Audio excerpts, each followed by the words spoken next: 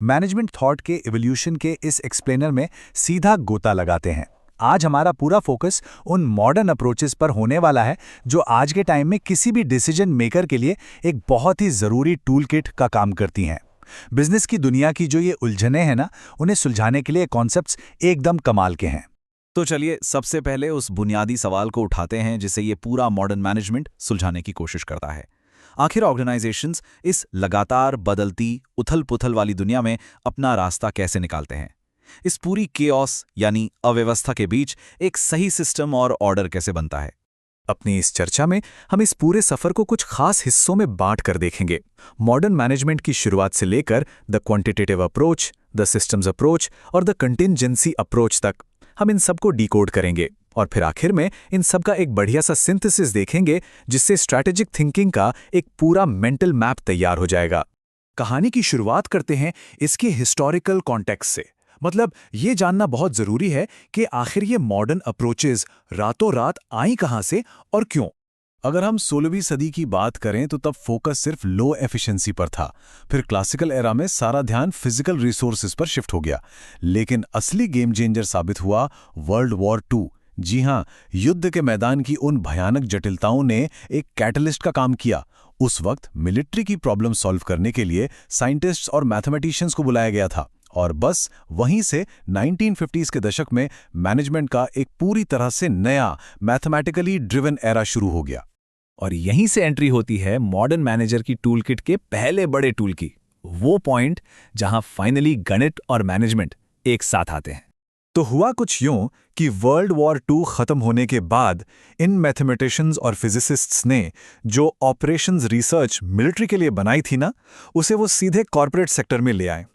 Logic बहुत simple था, resources कम हैं तो उनका सबसे बेस्ट इस्तेमाल कैसे किया जाए, इसके लिए स्टैटिस्टिक्स और कंप्यूटर सिमुलेशन जैसे हार्डकोर क्वांटिटेटिव टूल्स का इस्तेमाल होना शुरू हुआ।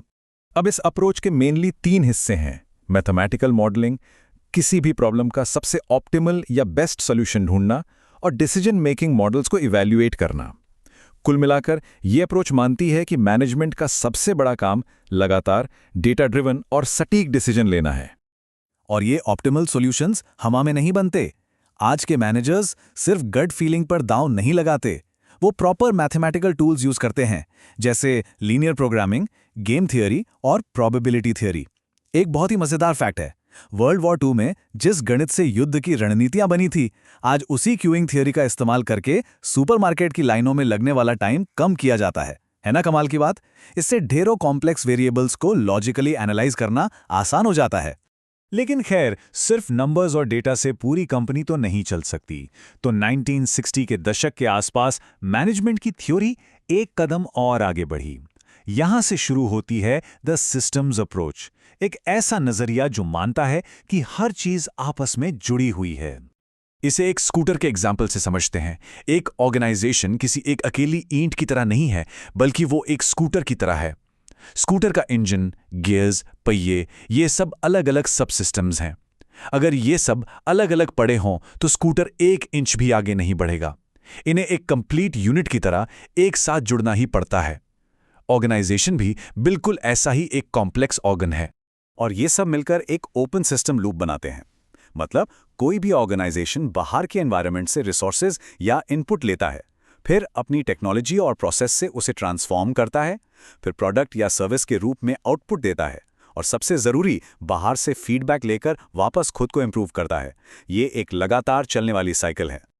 अच्छा, सिस्टम का ये बेसिक स्ट्रक्चर तो समझ आ गया, लेकिन 1970 के दशक में आते आते एक बहुत ही प्रैक्टिकल विचारधारा सामने आई जिसे कॉन्टिंजेंसी अप्रोच कहते हैं। इसका सीधा सा फंडा है इट डिपेंड्स, यानी ये पूरी तरह से सिचुएशन पर निर्भर करता है। कैस्ट और रोसेंज़वेग की ये बात एकदम सटीक बैठती है कि मैनेजमेंट में वन साइज फिट्स ऑल जैसा कुछ नहीं होता। कोई एक यूनिवर्सल रूल नहीं है जो हर जगह काम कर जाए। एक मैनेजर को क्या कदम उठाना है, ये इस बात पर डिपेंड करेगा कि उस वक्त सामने परिस्थितियां कैसी हैं। हर बीमारी की एक दवा कैसे हो सकती है। इसीलिए एक मॉडर्न मैनेजर को हमेशा अपने आसपास के वेरिएबल्स पर पैनी नजर रखनी पड़ती है।